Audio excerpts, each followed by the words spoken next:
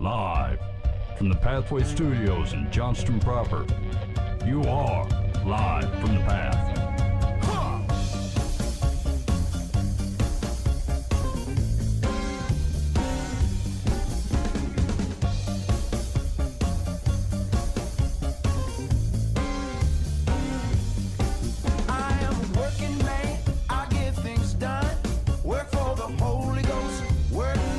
And you're listening to Live from the Path. We're coming to you from the Pathway Studios here in Johnston proper.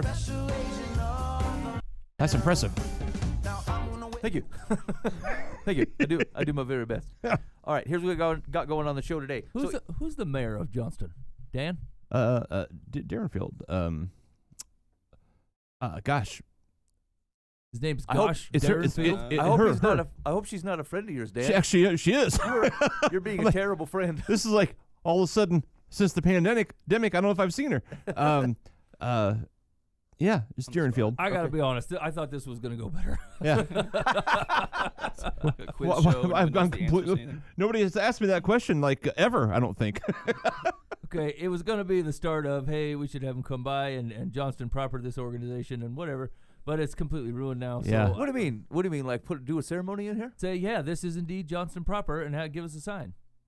I probably could. She did a when we had our must have been our 15-year anniversary. She did a little video that we showed at church. It was like, hey, we're glad you're here. Blah blah blah.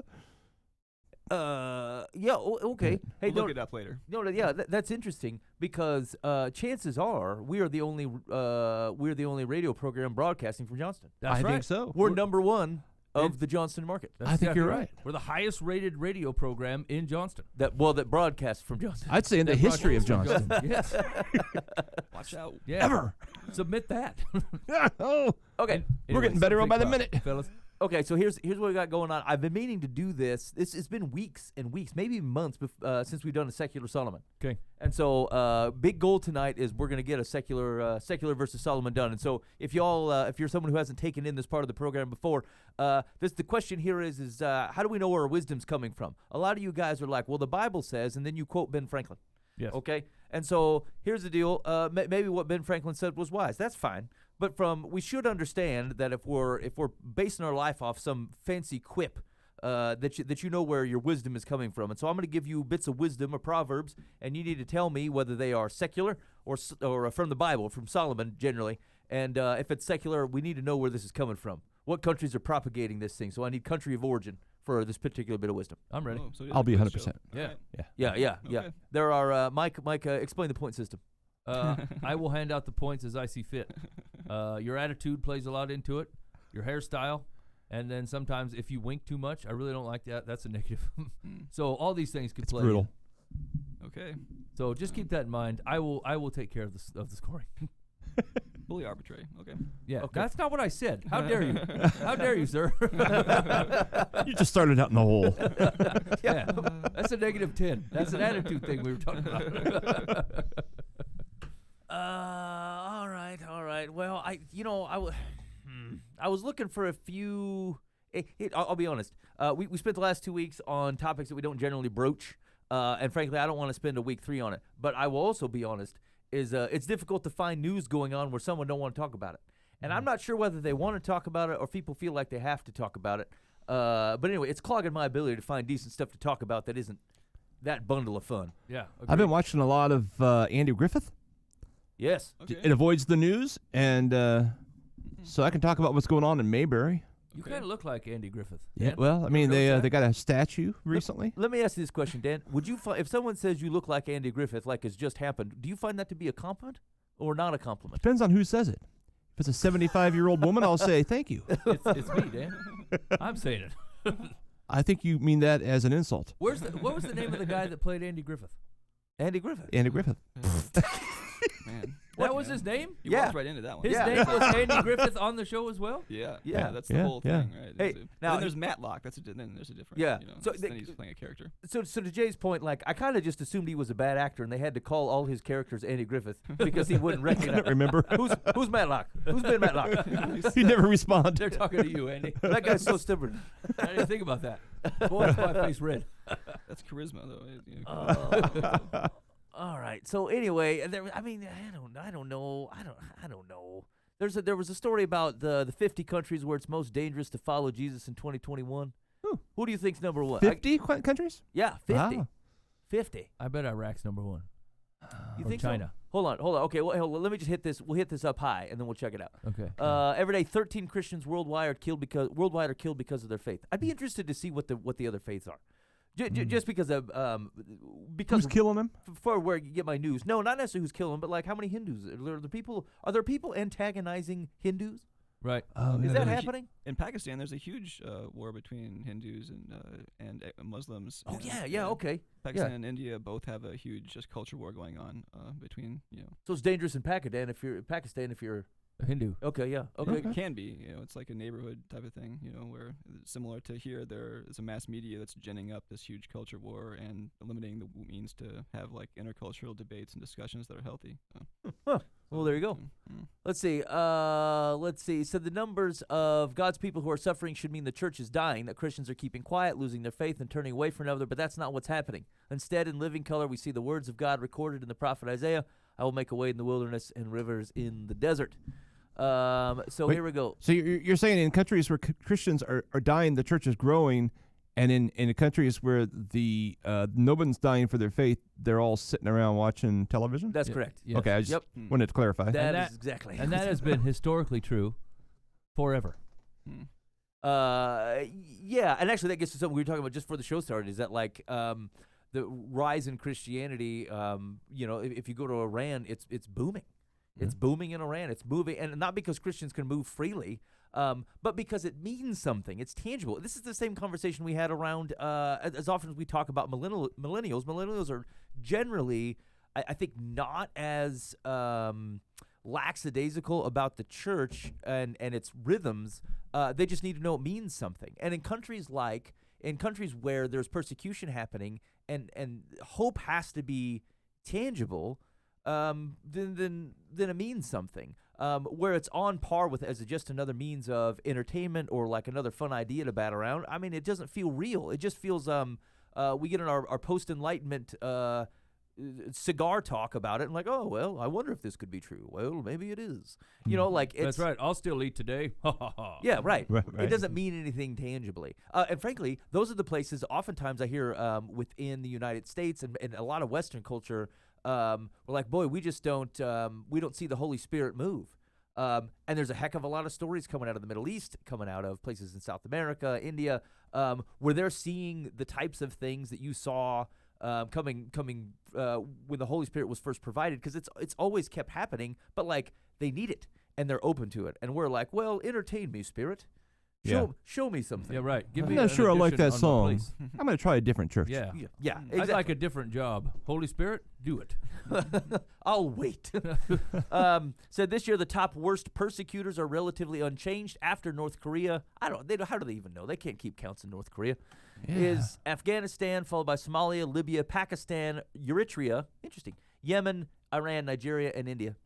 Nigeria entered the top 10 for the first time after maxing out Open Doors metric for violence. The nation with Africa's largest Christian population ranks number 9 overall, but is second behind only Pakistan in terms of violence, and ranks number 1 in the number of Christians killed for reasons related to their faith. It's funny. We were talking about this, I don't know, 5 or 6 years ago about we're always talking about sending missionaries out from the United States to other countries, and those guys are talking about sending missionaries here.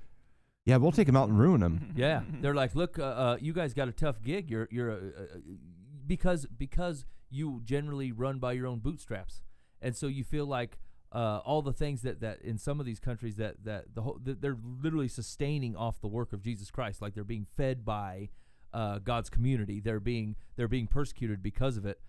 We could give or take it in most of Western society because we feel like, well, I could get my own food, I can get my own money, I can get my own comfort.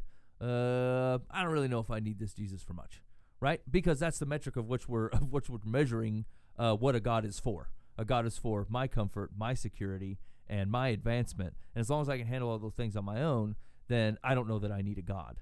And so, the perspective is much different outside of Western culture. And so they're sending missionaries here to try to open eyes and go, look, man, this is not what it looks like in the rest of the world, you guys. Oh man, and you know what's so terrible is like that happens, and then the missionaries come over here and they try to tell the story, and we're just as entertained as we were when the sermon came out last week. We're like, oh, what a story, what a drama. I'm like, like we're so this comfort is not healthy. I think it separates you from reality, and I don't mean that you can't personally not have to fear for eating every day. What I mean is that like if either you if you're not close enough to situations of which those things are up for question, and that doesn't move your knees in prayer and your wallet and your time commitment, then you start to get blind a little bit into the world that Jesus stepped into, and the world that God personally walked with Abraham in, and with Adam in, and so like. It just feels it's not good. Like if there's a lulling, for all the lulling that goes on and the bad actors that we think exist in our society, like we've permitted it. And now these are just flavors of ice cream. Like DirecTV is as evil as social media to me, because it's going to tie you up all week, right? It'll show you the shows it wants to show you, the commercials that it wants to show. You know what I'm saying? Like you act like you got a bunch of choices here. You can change channel. They're just going to offer you the same stuff they wanted you to see on this channel, right? Yeah. What do? You change the channel. What are they advertising for? The channel you just left. I'm just saying they got. I better go back. I got. This is. We are as leveraged as we allow ourselves to be. And so I like. And then we're talking about from this persecuted perspective. These are folks who don't have the luxury of even spending time on it. And the gospel grows. And here's the thing. You could easily look at it and say, well, the gospel grows because they need hope and they'll take whatever they can get. But that only goes for so long. Some of these countries have been on the list for years. I mean, decades. They've been on the list. And Christianity continues to grow there, not because they will grab anything that seems like hope. They'll grab onto it because it's a valid hope and they've seen it. That's even correct. In those situations. And we misunderstand that a little bit. Is like if you get to the root word of the word faith that's used in like when it was pistis. Yes. It's not a faith without proof, right? It's not a faith without seeing. It's called a belief because you saw, because you understood, because you saw it in action. And like our English word faith doesn't describe that. You're like, I have faith in the Easter Bunny, but that it does all this magic stuff or whatever. And it's faith, not belief, because I can't see it. And like that is not the biblical definition of what faith is. And like Abraham saw that, Noah saw that, right? Like all the prophets saw that. They saw it in action. They didn't just believe this thing because it was whispered to them with roses and sprinkles, right? They saw God moving and in action because they were open to letting God move and act. And we struggle with that here. And a lot of that moving in action wasn't personally gratifying. Yeah, correct. It was just true. It was just there. I had a breakfast with a friend last week, I guess it was, and he's getting ready. He's preparing to move somewhere in northern Africa, and to like a camp, a refugee camp, to do Bible translation. Yeah, and there's no electricity. There's nothing. There's zero. They're going to live in a hut with their family and be translating scripture and learning the culture and everything. And he's so excited. And part of me is kind of jealous. I think it'd be kind of nice to let go of everything. Yeah. I don't know. I'm just kind of impressed with what he's doing, where he's going, what he's about. His faith is real. He's played the church game. He's been a pastor. He's done all that stuff. And now he's just leaving everything. Actually, that makes me think of, and Dan, maybe you've seen this too, of a number of pastor friends where like, I think there's a good chunk of them who would say, for example, if I could get off Facebook, I would. Yeah. But my church stuff is tied there. That's exactly what I have said recently. Yeah. Oh, okay. So you said, John Wagner was in here last week. He kind of said something similar. And I think I said that about the show, and I think I've seen a number of other pastor friends that I have said that. And then the next question was like, well, does the church stuff have to be tied there? We kind of just stopped there and said, yeah, but that's where it is. And I think there's a reason stuff happened, and I'm not. This actually isn't even a Facebook conversation, just social media stuff in general. And I think to myself like, maybe it's worth a serious thought as to like, if a lot of spiritual leaders go, I don't really want to be a part of this, but I feel like I have to because people that I'm leading are on it. And then you think to yourself, I don't know, man. Maybe we stop. Are you guys familiar at all with Marshall McLuhan? No, hit me. So Talk to me about it. He was an academic from the 60s and 70s. He was really popular back at that time, but he's all been erased in our current culture. But he spoke a lot about media and how it integrated with culture. And he said that have you ever heard the phrase that the media is the message, the medium is the message? Yeah. So as soon as you tie yourself into whether it's DirecTV or Facebook or something like that, and you say that we are going to use this to get our message out, you're encouraging those people to use that medium for other things as well. If you're Pat Robertson on DirecTV channel, then Right. people are just going to be flipping through and see World Wrestling Federation. Right. Only Pat would think you would get DirecTV just to take him in only. That's right. Get the Pat Robertson package. Yeah, we all been that 10-year-old the 700 Club, whatever. Right. I don't want a golden eagle. Yeah, but when you change the channel, 90% of that stuff in that channel is going to be that's coming in, like you're saying, is going to be garbage. That's Yeah. going to be low culture. It's going to bring people down, distract them from the important things in their life and stuff like that. So yeah, we are in a crisis. Everybody who's trying to have a positive message about anything. How do we build communities with all this technology that is supposed to be helping us build a community and grow and spread our ideas? But instead, we find that we're in this mucky muck of Right. how these companies are operated, who owns them, how they're controlled, how the technology works, how you upgrade your computers, your internet connection, and then we're pulling our hair out and spending a large percentage of our time with these type of technological issues or issues of cultural hegemony, like who controls this and how does it really operate behind the scenes. So we are trying to just develop new and alternative or independent or really free ways of using networking technology to spread positive messages without, I guess, the corporate stuff. You could say that way. Yeah. And there are things like I know a Pathfinder. I'm playing music with the band.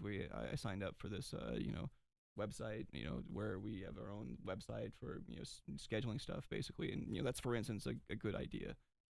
And I think there are a lot of tools out there, but everybody is facing it. Whether you're trying to have promote your video game or promote your band, is facing the same issue that it's very similar to what happened in the late 1800s with the railroads. Where you couldn't sell your crops without the railroad company. And Right. the railroad company would see who was profitable, and they would interfere and with the market and use their monopolistic power to decide what happens in society. And yeah, we're facing that right now. And so we need to be looking for new ways to spread our messages. Yeah, and I suppose the question, and maybe this is one of the great, maybe it's not the great question of our time. It's the great question of many times, which is, I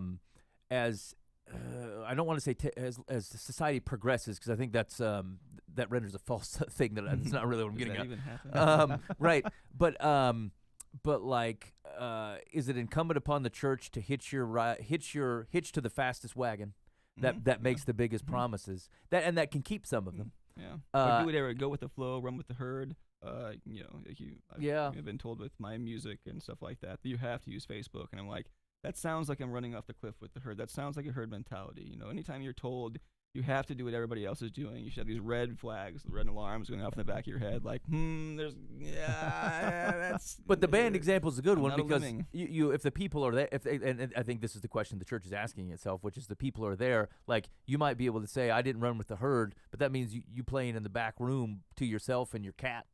Yeah. You know what I'm saying? And How like, do you think that they felt in the Old Testament? Like with. How do you think that? Did you not think Jesus ever felt like that?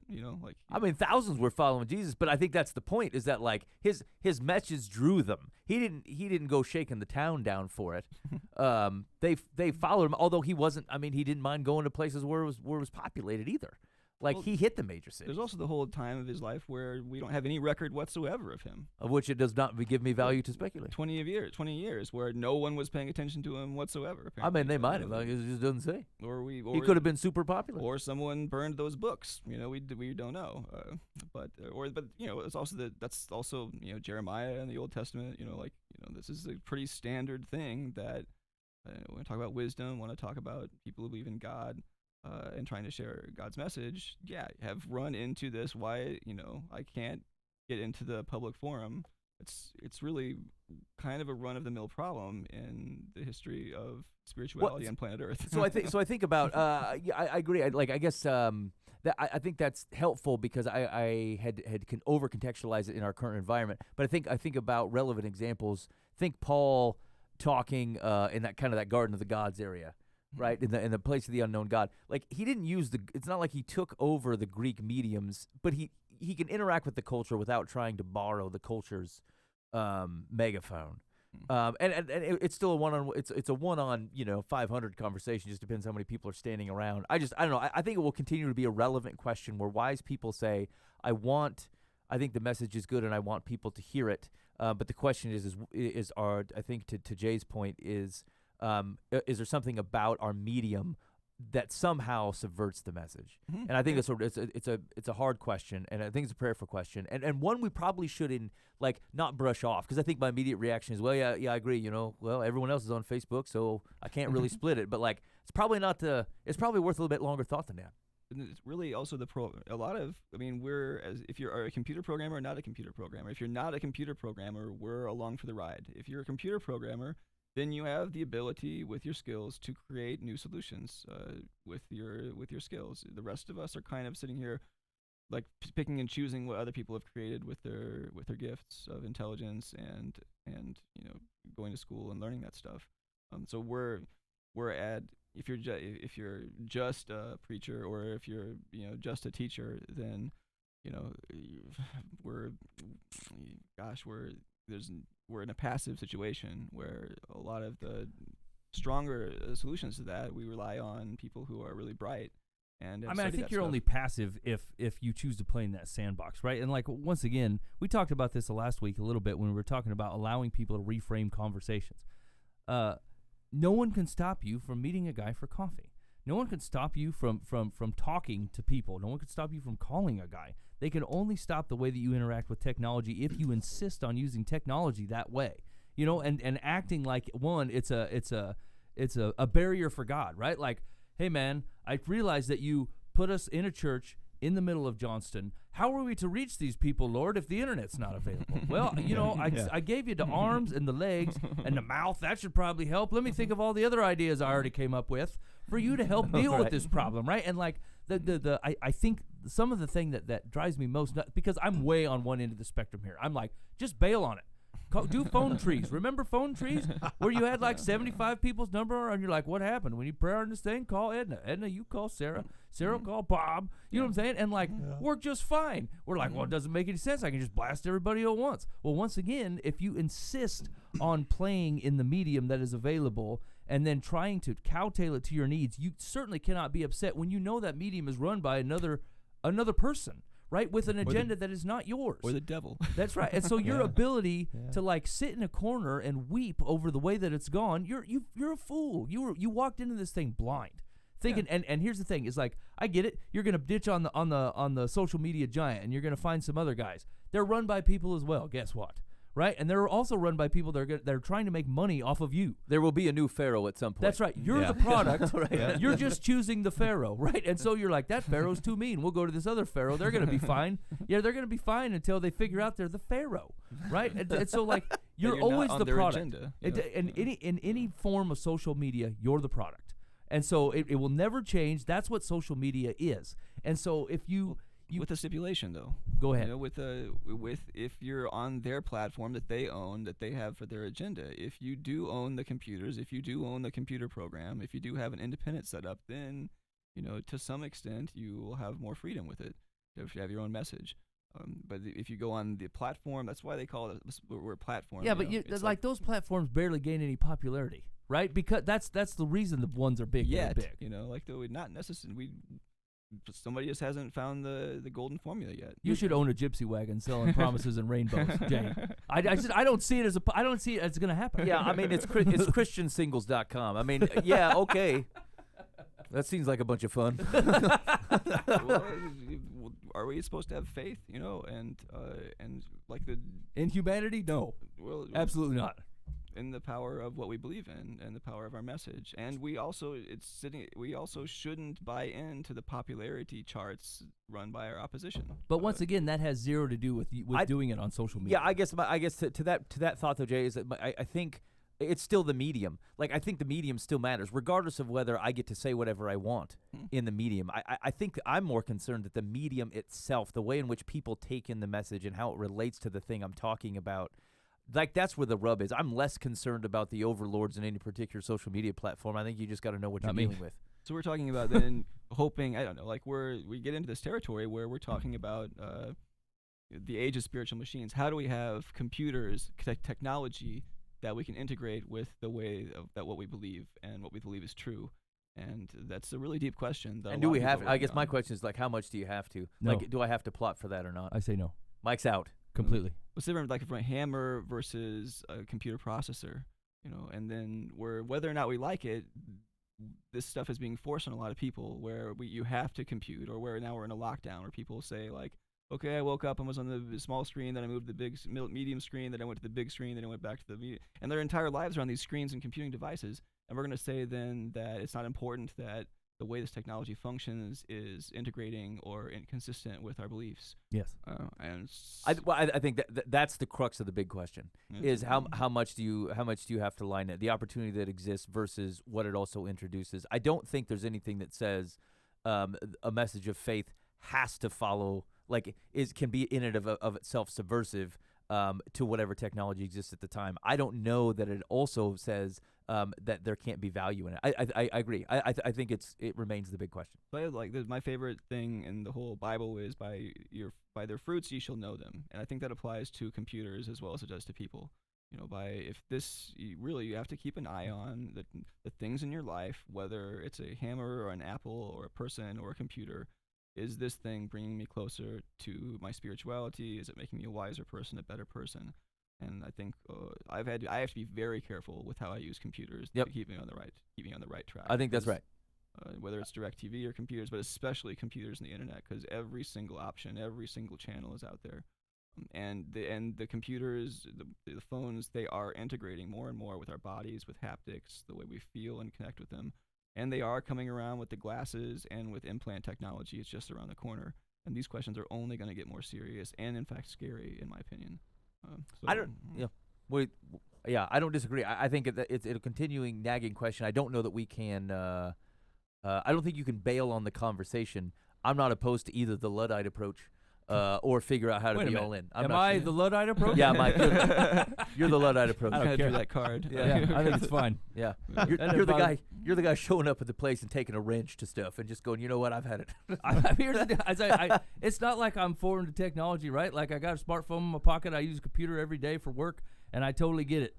It does not get to control in any way, shape, or form how I talk to people about Jesus, when, or why, right? Because most of the time when people are ready to start talking about that stuff, real life has happened to them, right? Their marriage is looking ugly. They're having trouble with their kids. They're feeling depressed, right? They don't understand what's all going on. Hey, that computer don't help me at all in those conversations. In fact, it's more of a hindrance than anything, because they already Googled it once and listened to 10 other crazy keyboard philosophers that decided that they knew the answer and already steered them halfway down a path of destruction. It's a disaster, right? And so, like, it is. But once again, I keep my Blue Letter Bibles on my phone, right? Like, I do use technology in a redeeming way. It's not like it can't be used for that.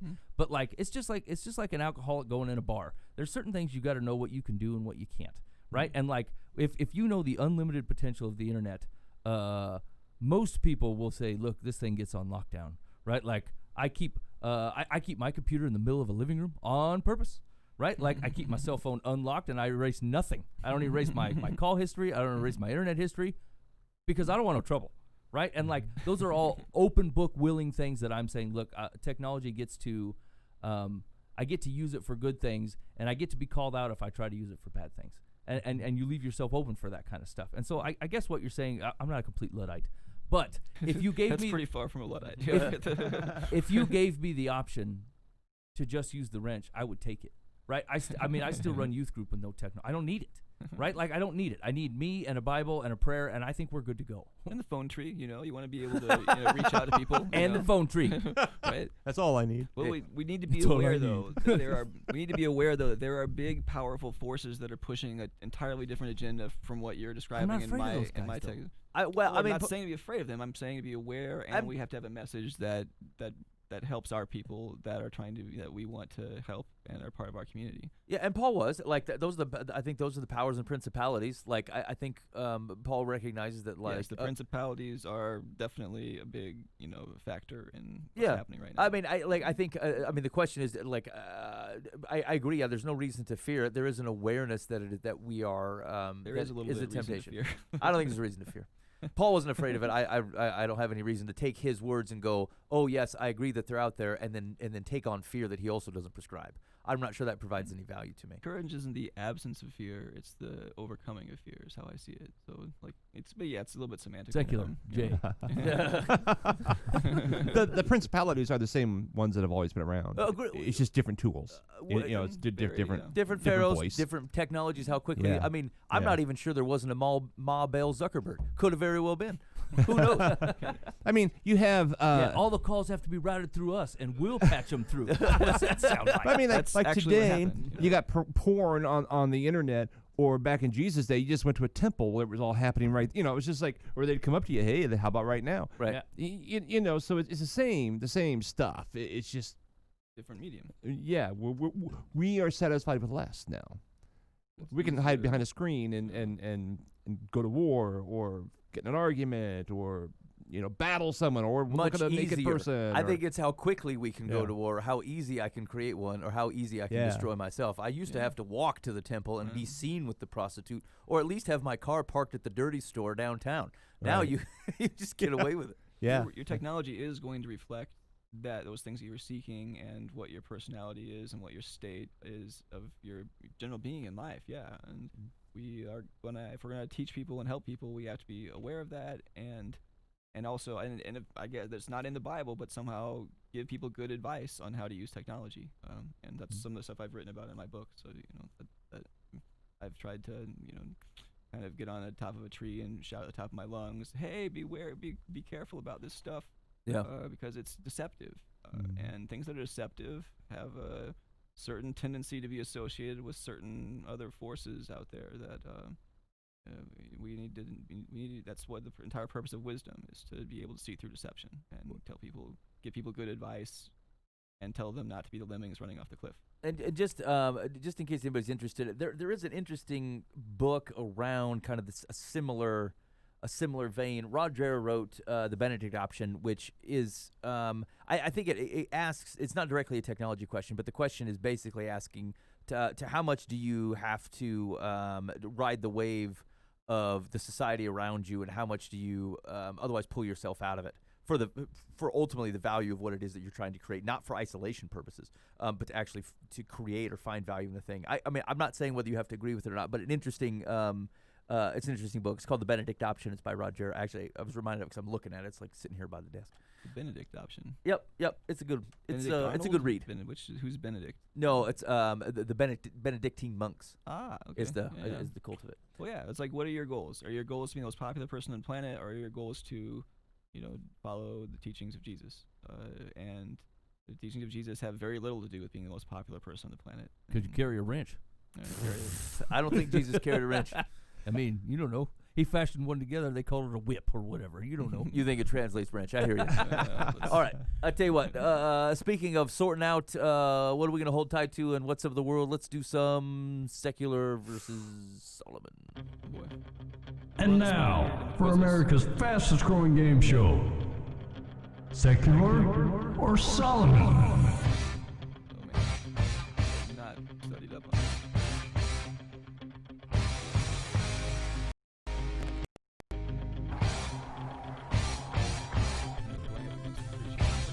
Don't worry. You think that would carry more weight than it does. All right. You have wandered into America's fastest growing internet game show, totally unproven by any viable statistics. Secular versus Solomon. Okay. So just to re-go over the rules of the game. I better move, huh? Yeah. You can't get out of here. Okay. You're cheap. I'll look down. Okay. I'll look down here. Okay. All right. Ready? What's happening, Ben? I can't see All anything. right. Yeah, okay, here we go. Here's the rules of the game. I'm going to give you a proverb, a bit of wisdom, and you're going to tell me whether it is a secular bit of wisdom or biblical. From Solomon is the answer for Bible answers. And if it's a secular bit of wisdom, I want you to tell me the country of origin. Everybody good? Okay, I'm ready. All right, here we go. I am absolutely prepared. All right, Dan, here we go. We're going to start with you. Secular or Solomon, he who is being carried does not realize how far the town is. He who is being carried does not realize how far the town is. Secular or Solomon? I'm gonna say that is secular. And where does that sound like it could be from? He who's being carried. It's got to be Italian. Dan says it goes on in Italy. The Italian rickshaw. They're loaded down with pasta. Yeah, they got the gluten and heavy people. Okay, Dan's in. Jay, I'd say it's secular. It sounds like India. secular India. Mike, I'm gonna go secular in China.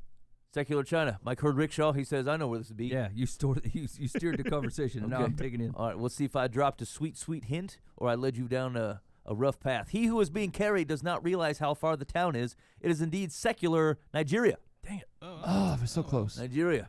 Is that, yeah, you were. And yep, not bad, not bad. Here we go. Close, yes. Secular or Solomon. This one's for Jay. Stolen water is sweet, and bread eaten in secret is pleasant. Stolen water is sweet, and bread eaten in secret is pleasant. Secular or Solomon. I'm gonna say it's Solomon. He's in for Solomon. Mike. Boy, that does sound like something Solomon would say, but no, Ben, no. Mike thinks it's a ruse. Secular, Japan. Secular Japan. The water thieves are the Japanese. Dan. Yeah, it has some Solomon feel to it, but I'm also going secular, and I'm gonna go with Rhodesia, Was that? Dan. Zimbabwe. I'm sorry. Is that a principality? I'm gonna No, go. Dan's over there flexing it up because he knows the name of a town. In I know one of 'em. Zimbabwe. I got one. Rhodesian Proverbs. So, okay. I'm gonna go. Yeah, because the water's sweet. They steal water. They and they eat bread in secret. I mean, yeah, because someone else will get it from them. Yeah. Hide in the corner. It's Here we hard to go. come by. Stolen water is sweet, and bread eaten in secret is pleasant. For the roust, it is indeed Proverbs 9:17. That's Solomon. I want to know the context of that one. The context of Proverbs. Yeah. Proverbs. Hold on. Proverbs. I 9. mean, it feels like it's promoting theft. Okay, here we go. So it's a section of Way of Folly. I'm going to read 13 through 18. The woman folly is loud. She is seductive and knows nothing. She sits at the door of her house. She takes a seat on the highest places of the town, calling to those who pass by who are going straight on their way. Whoever is simple, let him turn in here. And to him who lacks sense, she says, stolen water is sweet, and bread eaten in secret is pleasant. Yeah, Just quoting A folly. kind of a harlot type Yeah, of woman. she's who's quoting like- folly. Okay, that makes more sense. Really? Oh, that was She's like tricky. bread eaten in secret is sweet. She's Yeah. like, if you're getting it on, she's like, Come on, okay, come on, yeah, have a right, drink. yeah. It's the ladies at the temple, like Dan was talking about. Yeah. Boy, Mike, you were taken in. Wow. Yeah. Yeah, you look like the scofflaw. I'm not folly. Okay. Secular or Solomon. Kinda like Mike, a trick when the question. mouse laughs at the car, there is a hole nearby. When the mouse laughs at the car, there is a hole nearby. Secular or Solomon. Boy, that sounds real Solomon-esque, Ben, but I'm going to go with secular and Russia. Okay, that's true. There is no Hebrew word for mouse. Dan. I have no idea. I made that up. I'm gonna go secular, and it screams India. Okay. Dan says mice in the road. That's India. Jay, when the mouse laughs at the car, there is a hole nearby. Mouse laughs at the car. There is a hole nearby. Yeah, it's secular, and let's say Iran I ran, just like the mouse. or Persia. The answer, when the mouse laughs at the car, there is a hole nearby, is secular Kenya. Yeah, Kenya. Secular Kenya. that's right next to that country I said. Yeah, nope. Here What we did I go. say- What did I say? Russia? Yeah, Russia. Okay, that wasn't right at all. Yeah. Guessing the country of origin is very difficult. Where it's Yeah, like, we're like, that's it's not. I'm not sure we're gonna get any correct guesses on the Every country. once in a while. China, you hit that China button enough, it'll come up. All right, here we go. Dan Hudson, secular Solomon. Do not protect yourself by offense, but rather by your friends. Do not protect yourself by offense, but rather by your friends. Secular or Solomon.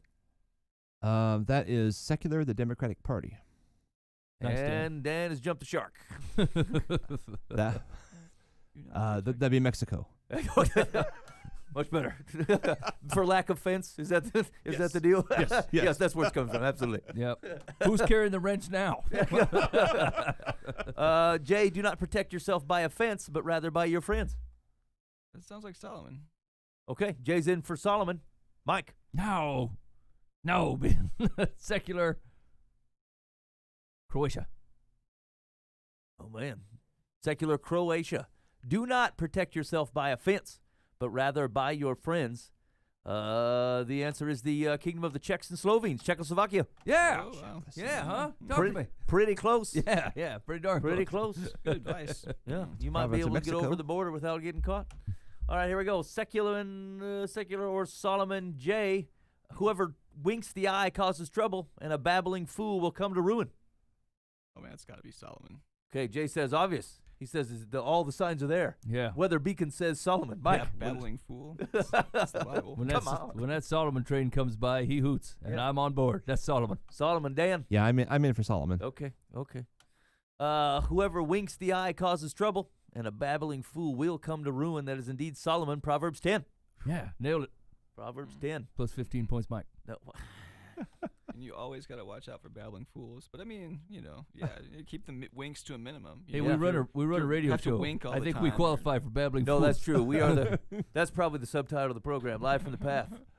Babbling A fools pool is of better. babbling fools. Oh, All yeah. right. Hopefully we do a little better. Secular or Solomon Mike. Whoever is righteous has regard for the life of his beast, but the mercy of the wicked is cruel. Whoever is righteous has regard for the life of his beast, but the mercy of the wicked is cruel. Yeah, no, that's Solomon again. Mike doubled down. Dan. Boy, that sure sounds like Solomon. Yeah, but other places love beasts, Dan. They do. I'm going to. I got to make a decision here. I'm gonna go Solomon. Nope. Well, I mean, the lazy man's that way out. I hear you, Dan. Fewer words. Dan says, I'm not pressed for a country. Solomon it is. Jay. Yeah, I have to agree with the beast language. I don't know. It's just like really sounds like the Bible and something. I have to Solomon. Yeah. Okay, Solomon, you call people a beast? You must be a king of biblical proportions. Whoever is righteous has regard for the life of his beast, but the mercy of the wicked is cruel, is indeed Solomon. Yeah. Proverbs 12:10. Mm-hmm. All right. Well, hey, there we go. Boy, I mean, it's time for some original quotes there, Saul. Well, it's difficult to make it sound like the Old Testament. It has a very special cadence to it. Yeah, that is true. Fools and beasts. Folly. Yep. Hey, Yeah. hey, there was a guy advertising on the radio on the way here, and his name was Rush. Is the name Rush short for something? Rushdie. No, it can be either. Rushford. What? Yeah, those aren't legit options. Yeah, they You're are. just thinking of stuff. You're just saying whatever comes to your mind. Rushanti. There's no absolute answer to that Yeah. question. Yeah, they're Rushington. No, it's not Rushington. Canada. All right, here we go. Secular or Solomon. Dan Hudson. Mules make a great fuss about their ancestors having been horses. Mules make a great fuss about their ancestors having been horses. Secular or Solomon. Well, we're gonna go secular on that. And that's got to be Walk tenderly, Dan. yeah. I'll just say India and leave it at that. Okay. They don't broadcast us in India. We're safe. It's the World Wide Web. Yeah, no, not in, they shut it down. We've been blocked. Secular or Solomon. Mules make a great fuss about their ancestors having been horses. Jay. Secular. I'm gonna say south of the border. It sounds like Mexico or Yeah. Peru or something. You Mm. think you think of a guy grabbing a mule around. It's a Mexican. And That's it's the Hills Brothers bean buyer. Not to cast aspersion Coffee, on yeah. Mexico, but Yeah. there's a- Yeah, they've I really mean, led us astray with that Hills Brothers It band. speaks no ill will of a man to carry a donkey. You know, actually, they never show the other brother. Who's that? The Hills Brothers bean buyer. He's in the office. That's not Hills Brothers. Yeah, it is. Yeah, it's the guy with the poncho and Buenos Dias. yeah. No, that's not Hills Brothers, is it? Yeah. Look him up. Hold on. Give him a Google. No, Who it's- is Buenos it's, Dias Coffee Man? No, say Hills Brothers bean buyer. There's also the whole burrow, a different craft coffee company. There's a burrow on the cover of the coffee. Yeah. I can't remember the name. Juan Valdez. Yeah, Yeah. Okay, okay. There we go. All right, hold on. Juan. Hold on. Juan Valdez. Not to say that there's mules everywhere. Yeah. Is Juan Valdez a real person? He's a fictional character who has appeared in advertisements What? for the National Federation of Coffee Growers of Colombia. Oh, I feel like I know him. Juan Valdez? Yeah. Yeah. How could he be fictional? What is the name of Juan Valdez's donkey? Hold on. usually we're- seen with his faithful pet Conchita. The tangent. Call him Donkey 1. 8 fabulous donkeys of pop culture from the What was okay, the I gotta get out of mom's here. name of Juan Valdez's donkey? What was his mother's maiden name? Yeah, they don't tell you that, do they? Google. Right. It's like a Anyway, the Where- Hills where Brothers. did I up? rabbit hole. The Hills Brothers advertisement only shows one of the brothers. I think he Cain enabled it Down the barrel hole. and took the coffee empire for himself. See, it's conspiratorial thinking. I hadn't the considered principalities. that. you know, Right. they're- Yeah. Watch out. Okay, They'll all right. get you. Did you answer? No. Wait, Jay, did you give a country? Yeah, you said Yeah. Mexico, Mike. Mhm. I don't even remember what the quote was, but we're gonna go Somalia. Secular. That's a terrible guess. Males, mules make a great fuss about their ancestors having been horses. China. It's secular Germany. That's what I said. Germany. Secular Germany. That's your people. I think- What happened, Jay? Jay Herfordmeiser? So, now in hindsight, it's 2020. Now, that they, In Jay's defense, having been to Germany as a man who frequented there and had lived there for a bit, I have never walked around the streets of the United States and heard people quoting Proverbs either, No, that's true. so that I could pick it out. Mhm. Like if there was a guy kind of stumbling around the street quoting Proverbs, you wouldn't think anything of it. Like, oh, he's a national treasure. That's true. Unless they said proverb, "Hey, I'm walking here." I have heard that one time before, but you can't. You just know it's one of those things echoing around. I hear mule, and I think for some reason more Juan Valdez. But I can see the German aspect of that. The Colombians have Um, cornered the market. Yeah. They own all mules. Careful.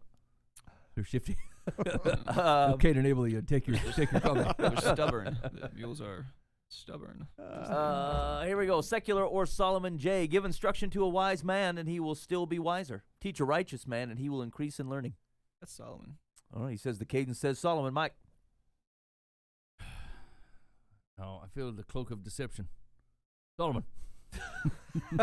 Semicolons generally mean Solomon. If you hear a guy take a pause but not a long pause, it's probably Solomon. Yeah. There That's the were way these you're reading it. You're giving it away semicolons by the way you read it. Okay, hold on. 600. Oh, BC. Read it differently. Put the accent somewhere else on the words. Okay. Hold on. Let me think of it. Give instruction to a wise man, and he will still be wiser. Teach a righteous man, and he will increase in learning. No, you. It's a combination of William Shatner and Arlo Guthrie. That's what I was going for. Yeah. Well, that sounds secular. I now. nailed it. yeah. He's yeah. a mule. If by nail it you mean missed it completely. Yes. Okay, Dan, what do you got? I'm going Solomon. Okay, Solomon. Everyone across the board, Solomon. Again, give instruction to a wise man, and he will still be wiser. Semicolon. Teach a righteous man, and he will increase in learning. That is Proverbs 9:9. Solomon. 9. Yeah. Nailed it. All right, let's see here. All right, Mike, you're up. Secular versus Solomon. Solomon. What? Go. I did not say it yet. I thought that semicolon in between you announcing the answer was a giveaway. Go ahead. No. Hold on. Mind games. The end of haste is repentance. The end of haste is repentance. No, that's Secular or Solomon? That's secular. That's secular, definitely. Botswana. Haste, repentance, Mike. No, Botswana. Okay, Mike's in for secular Botswana. That's what they do. Yeah, Dan Hudson. Yeah, I'm going a Canadian proverb there. Mm-hmm. End of haste is repentance. Jay, Yeah. you gonna buck the system or what you gonna do? No, Are you looking it up on your phone? No. Okay. No. I can see you looking down. It looks illegal. He's counting his fingers. Do you have it tattooed on your arm? Contemplation. I know many people don't are used to that nowadays, but He has Okay. Proverbs 11. Now you're going to tattooed. insult the room? Boy, Jay. Boy, you're What's on a that roll big over word you there. used? yeah, I'll come down off my high horse. Yeah, I know you Luddites ain't overthinking about your answers. It's secular, but I am really thinking about where that could be from. The repentance is one of those biblical words. The end of haste is repentance. Let's go ahead and say Spain. Secular Spain. Okay, what does this mean? The end of haste is repentance. That means that when you do a bunch of stuff like rushing, you make mistakes and then you regret whatever happened. And then you must flee from it. And then you're like, yeah, well, I was Does it- watching Lord of the Rings and like, don't be hasty. So the trees, say that in the two towers Yeah, right. a lot, over and over again. And don't be so hasty. If it's worth saying, it's worth saying slow. This is the best part of the show for me. Go ahead, Jay. Tree impersonations Yeah. from Lord of the Rings. That's a I'm pretty good picturing the impression. trees right now. Thank you. Yeah. Yeah, we could do minutes more of this. It's the same idea. It's the same idea. So yeah, I could say from Middle Earth, or Okay, the end of haste Gondor. is repentance, Middle Earth, and or Spain. It is indeed secular Turkey. Turkey. Yeah. Mhm. Isn't that Huh. Istanbul? No, you're thinking of Constantinople. Well, let's not get into that. Everybody because knows then that. we'll be here. That's real. Let's Did see they here. really we find Noah's Ark go. there? Wait, did I get them all? Hold on. Yeah, here we go. Last one. Secular versus Solomon. Dan. Ready. Whoever belittles his neighbor lacks sense, but a man of understanding remains silent. Everybody on Facebook. Whoever belittles his neighbor lacks sense, but a man of understanding remains silent. Secular or Solomon? That's too good to be secular. So I'm going to call it Solomon. He says it's got a restraint. Sounds biblical. All right, Jay. Yeah, I think it's Solomon. Although the Buddhists had a lot of stuff like that as well, where there was like the noble silence, where people would ask like really deep questions to the Buddha, and he would just not say anything at all and perplex everybody. But yeah, I do it's, that too. yeah, That's just been like- my experience with every Buddha statue I've ever talked to. So what happens if who's the father of God? You sit there, don't say anything at all. Yeah. It's like type of thing you do. But yeah. So it sounds like Solomon to me though. He's in for Solomon. Mike. I'm giving you the Solomon answer. I don't like to cut your jib. Solomon. Solomon. Whoever belittles his neighbor lacks sense, but a man of understanding remains silent. Is indeed Solomon. Proverbs 11:12. Mm-hmm. All right. Well, hey, we apparently know some stuff then. We Yeah, got that was a kinda- pretty good game. There we have a go. few, Yeah. you know. Unfortunately, Dan came in dead last with a -2. Well, Boy, you know. Dan, that's rough. Yeah, Yeah, Jay I barely know. got on the board with 30 points, and turns out I won Wow. 57. Wow. Boy. Who could have bet that would happen? Yeah, but, I mean, it got wild Yeah. in the fourth quarter. That's what I'm saying. Yeah. I didn't see mean, them scores coming. To be honest, the only reason Jay's on that board is because of the Lord of the Rings impression. that really brought us up out of the basement. Dan offered no such impression. I was not helpful. Dan, can Dan offer a I could redemption have done impression? that for the whole Okay, Dan, show. at a chance of redemption, do an impression. Why not? Well. Nancy. You and went I- with Ronald Reagan? That's all I've got. Hey, you knew what it was. Yeah, boy, I should have put money on that. That was what was going to happen. Actually, I petitioned for points on Dan's behalf. He's right. You pulled it out. He can name that impression in 2 notes. No, And he that's got true. Okay, 12 extra points to Dan. You still lost though. Boy, that's rough, Dan. That's a way to get out of the negatives, though. Okay. All right, hey, you've been listening to Live from the Path. Hey, we really appreciate you hanging out with us this week. Let's say there's parts of the show that have offended you, bored you. Maybe you think you can do a better Tree or Ronald Reagan impression. We'd love to hear from you on the Bob Eisenhower complaint line. That's 515-517-0085. You can call or text. Now, the only thing I'll say, though, is if you do a Lord of the Rings or Ronald Reagan impression and you try to text it in, you are disqualified because you're an idiot. That isn't how impressions work. You have to call in, okay? So call or text, whichever. Bob Eisenhower complaint line, 515-517-0085, and we would love to hear from you or hear your. I want to hear your best impression. Yeah. I'm excited. Everybody has like a go-to impression, right? One thing like impress for an impression. That's what they'll do. I don't even know these guys. Yeah. They keep talking about. You also do Ronald Reagan. Oh man, Oh man. Hey, that You're cuts killing me. deep. You're killing me. I don't even know. Actually, I tell you what, if you do an impression, here's what I'd like. I'd like you to do it and then not tell me who it is. Yeah. And then we'll listen to them and we'll see if we can pick them out. And that either will speak lowly of you or lowly of us. I don't care which one. Yeah. Either are good. And if you really want to throw a wrench in the gears, submit it over text message. And you can't say things like, I am Walter Matthau. Okay, Mike. Speaking of advice, let's give some advice. The world needs it. Dear, Live from the Path. As a way to manage my stress and anxiety when COVID hit, I started to exercise. Yep. Neither my husband, quotes Chris, nor I had ever been into fitness at all. As the months have gone on, I have realized the power of being healthy, and I try to exercise every day. The problem, you say? Chris is angry. He calls it, quotes, me time, and has made it very difficult for me to go. I tried swimming in the morning before work, but he said he couldn't manage at home to get our 2-year-old ready for school. I tried to go to the gym in the early evening, but he said he needs me to help get the children ready for bed. I tried running later at night, but it didn't feel safe, and I also had trouble falling asleep. Live from While the she Path. was running? Oh, sorry. Yeah, Live from the Path. I don't know what to do. Last night he told me I am selfish and I should move out. Oh, I took a. Can you help me? Escalated quickly. Yeah, I don't know if I can help your husband from being a jerk. This guy seems like a real flopwater. Yeah, I mean, obviously he's got no skill. This sounds like a dude just punts on the parenting. Yeah, he that's says, my exactly wife's right. parents. That's exactly right. there's no redeeming quality of his parenting. Obviously, he feels like he doesn't have to do any of these things, and he's right. It is you time, and you should take it. Everybody should have a little chance for reset. Whether it's you, even if you're, let's say you're a video game man, use a half hour at night, 9:30 to 10, after kids go to bed, reset yourself. That's cool. Let's say that you're into doing some running. I think that's cool, right? That's something to help you refresh your mind and recharge your batteries. Everybody does that differently.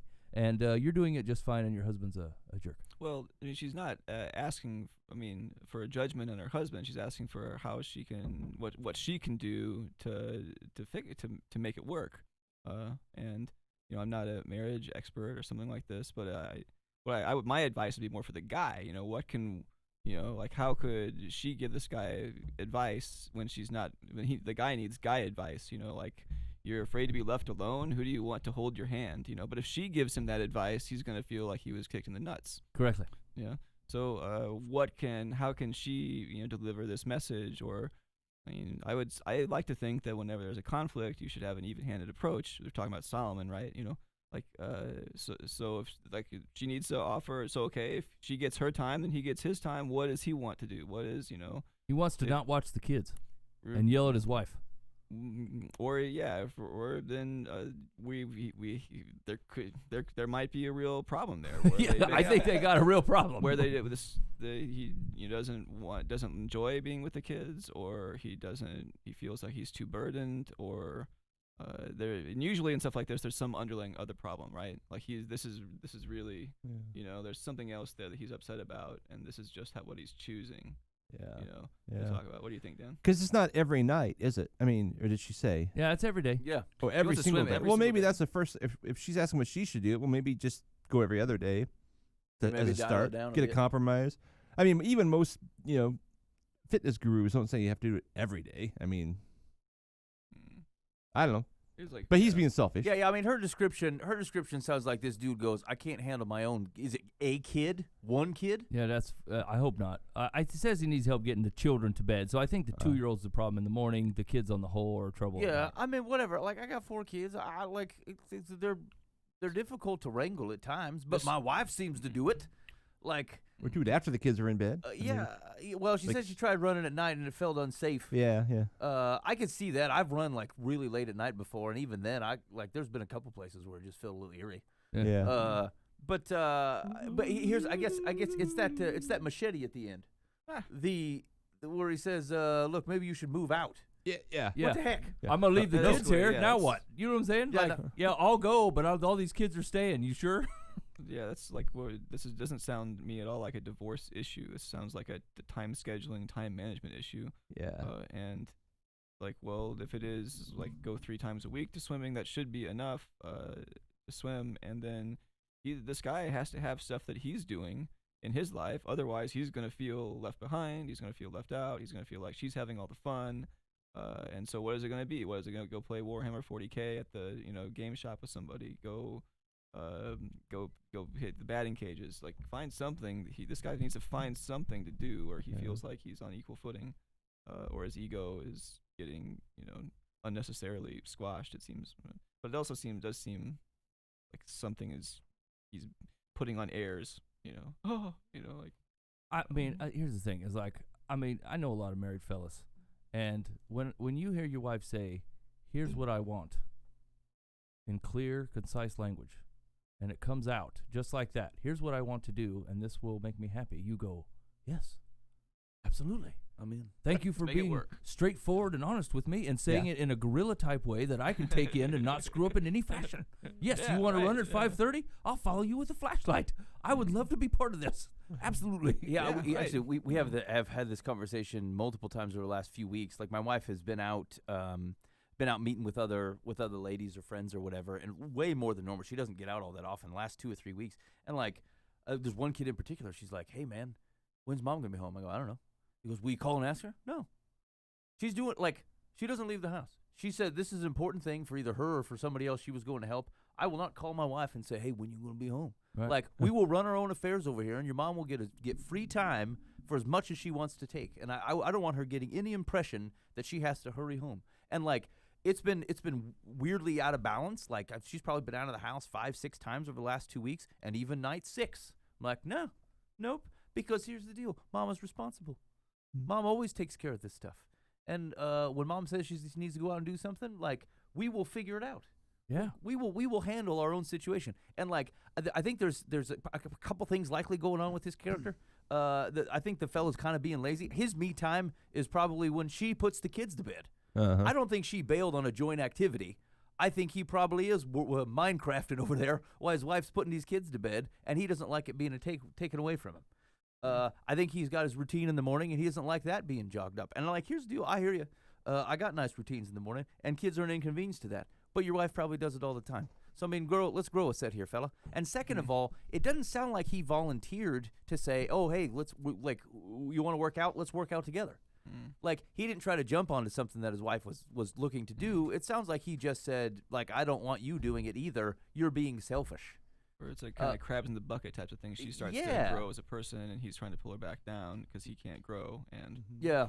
and how can she then suggest some activity for him to do to grow? And you kind of can't push people that way. You know, they have to grab the rung and pull themselves up the ladder.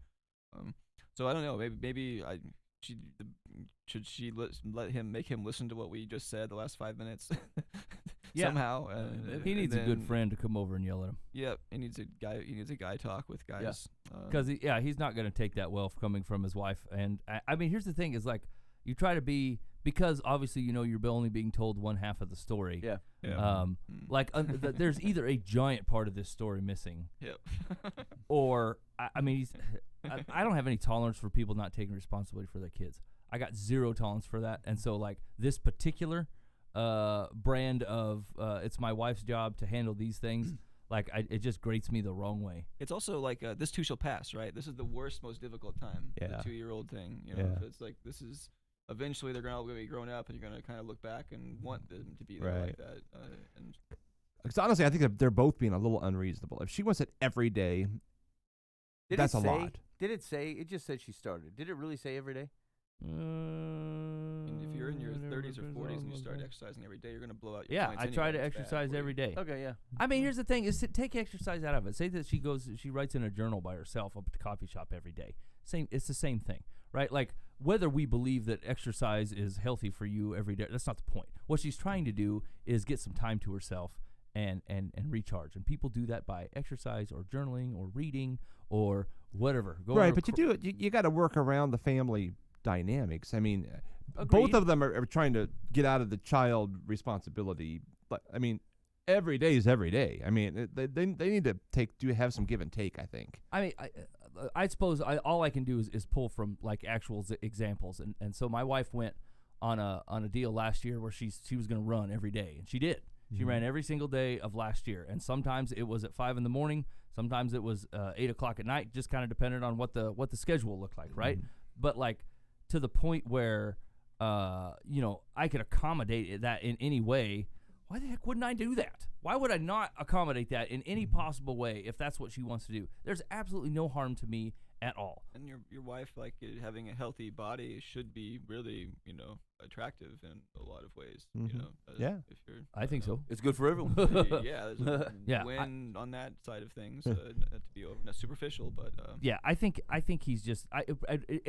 This is possible too. Is like some people like when you see someone around you improving yourself, it makes you feel bad about you. Yep. And then you go, well, I don't like that. Instead of rising to the occasion and going, maybe I should do anything different than I'm doing. You're stuck with the kids at home, and That's can't right. do anything. Which and is I all the. can't have You could fun. take all that prime opportunity to come up with some new voices. When you read the kid a bedtime story, say, I'm really going to lay it down tonight. This Yeah. rabbit is getting a retool. You have a kid, and you get to spend time with them. I mean, that should be, alone. Like Correct. a really positive thing. Yeah. And so, like, kind of he's to flip the script Yeah. And on this whole thing. I think to Dan's point though, that's where I would start. I would start with saying, hey, what will work? Like, if this is not working, I need you. Like, even promote him to the problem solver. Yeah. All right, Steven. I need help then. To help me. I feel like I want to exercise. I think it's good for me. I think it's good for us. For me to exercise. How can we work this out? And then help him be a problem solver. Most guys want to solve problems. Maybe he feels like he's rescued the day by coming up with a good solution, even though it's going to cost him something. That's so, right. I mean, yeah, I would try it that way to start and see how it goes. Okay, Secular says, establishing a routine of regular exercise wasn't selfish. It was the right thing to do.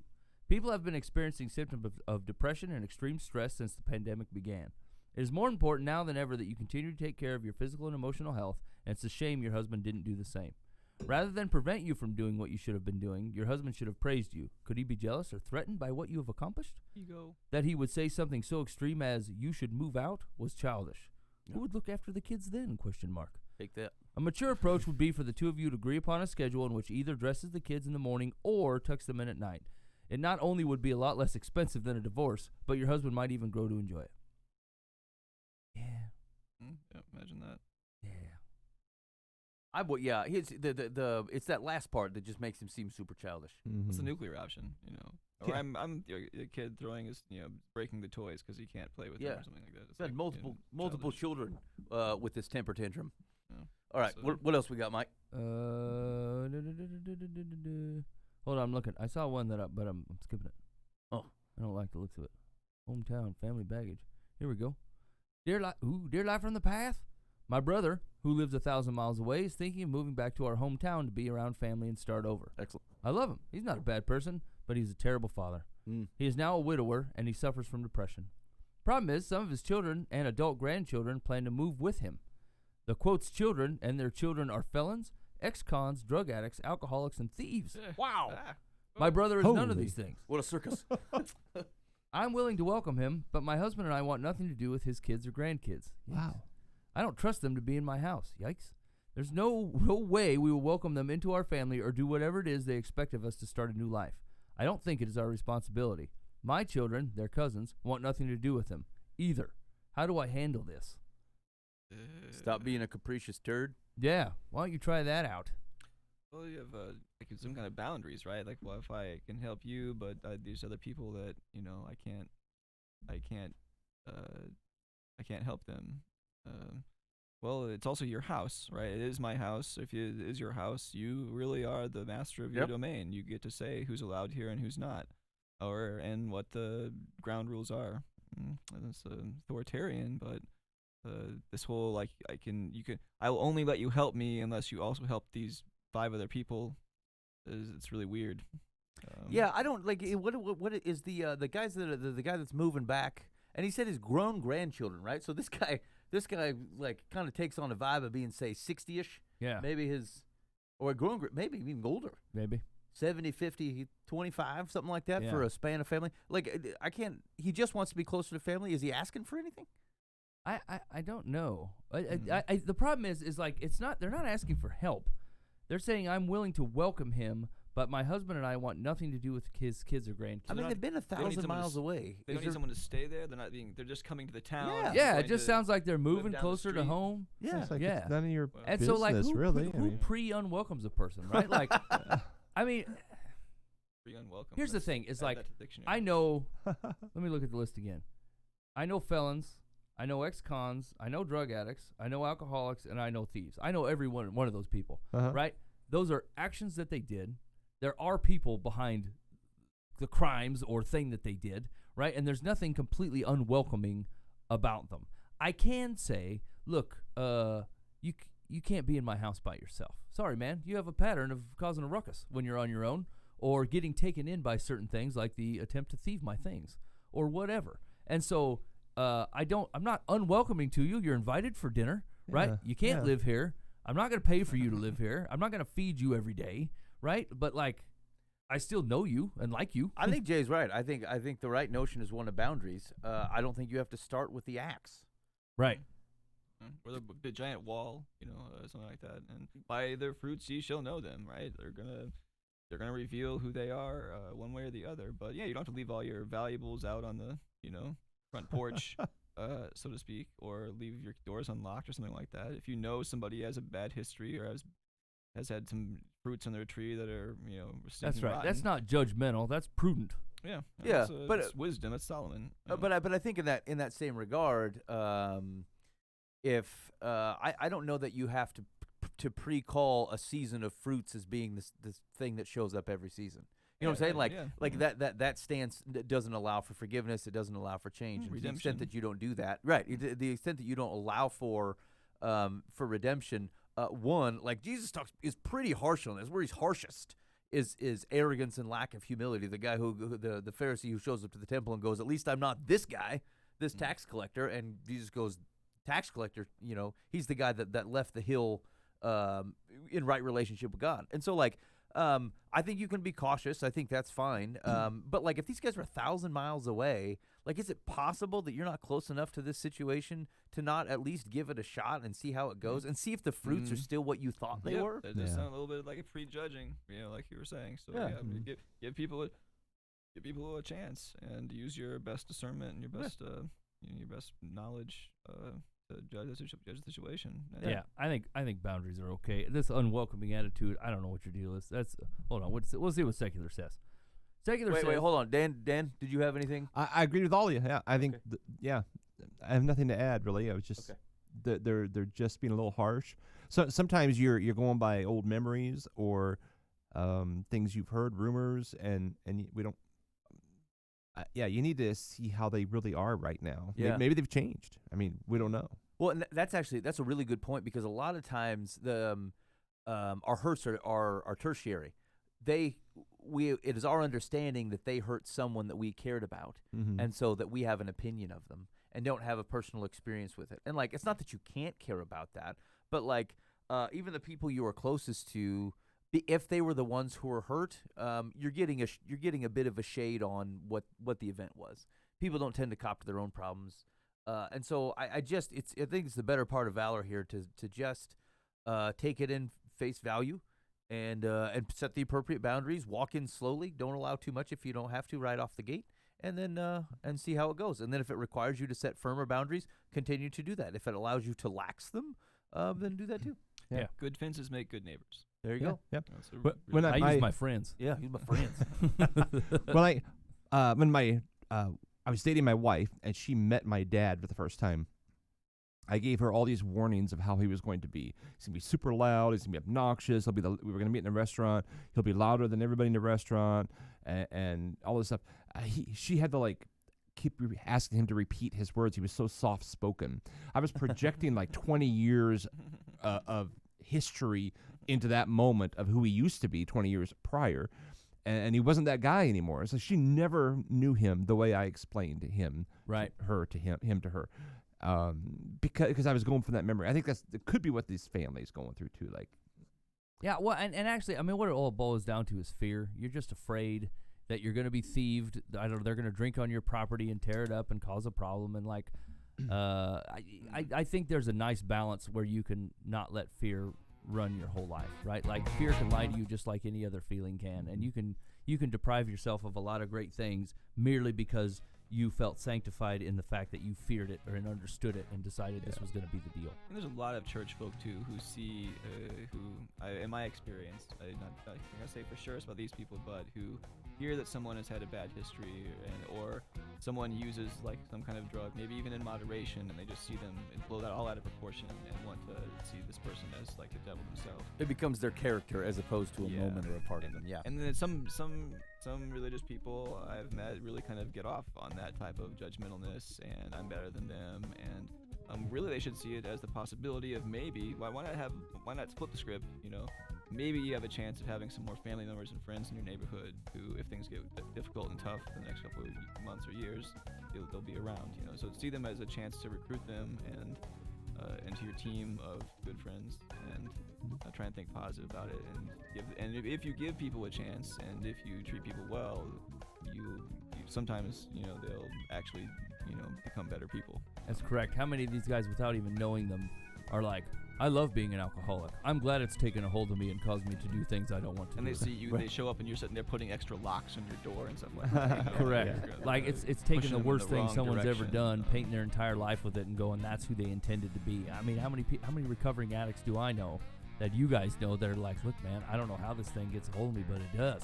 And you're with them in the struggle, and it's not who they want to be. It's not who they intend to be, and they just end up losing, and so like to paint the brush as if they came out of the womb twisting their mustache with vodka in their hand, right? It's not accurate, Yeah. All right, secular says, Before your brother makes the move to your community, ask him what his plans are regarding making a new start. While you're at it, inquire about his children and grandchildren, when they intend to what they intend to do after they arrive. Listen carefully to what your brother has to say, then tell him that, because of their criminal history, you and your husband cannot comfortably entertain them in your home. Say it kindly but firmly, and do not allow yourself to be drawn into a debate about it. From your description of them, it shouldn't come as a surprise. Make sure. Thinking moving back to our hometown to be around family and start over. Yeah, it says nowhere Where? that anybody's moving in with them. They're coming to be around family? Yeah. Boy, this Well, is... I'd reinvest to make sure this family actually wants you Yeah, around. I maybe- don't know what you think you're going to gain. Maybe move to Plano, Texas or whatever. Maybe they're nicer there. I've heard Southern Illinois is nice. Yeah, Southern Illinois. Man, That's what I... Yeah. forests, man. Lakes, just like for days. Just All all right. green. All right, you've been listening to Live from the Path. Thanks for hanging out with us this week. We really do appreciate it. I hope. I was just thinking about some of the stuff we were talking about last week, maybe the week before, that this has been a week of humility for you, and one of which we have the opportunity to maybe simplify the stuff that we get involved with, the manner of which we get involved with it, and maybe a good time to flip some stuff on its head and say, look, is the tail wagging the dog here? Am I owning the things that I'm being involved with, the conversations I'm in, how I spend my time, or is that stuff owning me? And because those things, all these different things only have control over you to the extent that you allow it. And so I hope maybe that's been a reflection for you this week for stuff we've been talking about over the last couple of weeks, and it probably needs to continue to be. I think the pretty consistent theme in Jesus' ministry says, I can do anything with humble people. I don't have the patience for arrogance. And so it's a good place to start this week. If you haven't hit there on your knees about that, I think that's a good one. I've been on it myself, and so we pray that for you and for us here in the room. If you got anything you want to talk to us about, hit us up on the complaint line, 515-517-0085. You can send us an email, info@livefromthepath.org. I won't read it. I don't check that stuff. And so let's do the complaint line, and so we'd love to hear from you. We plan to be here next week. Yeah. I think everybody's in town, so that is the goal. And so we'll look forward to talking to you next week. In the meantime, be faithful in the means. God will handle the ends. You've been listening to Live from the Path.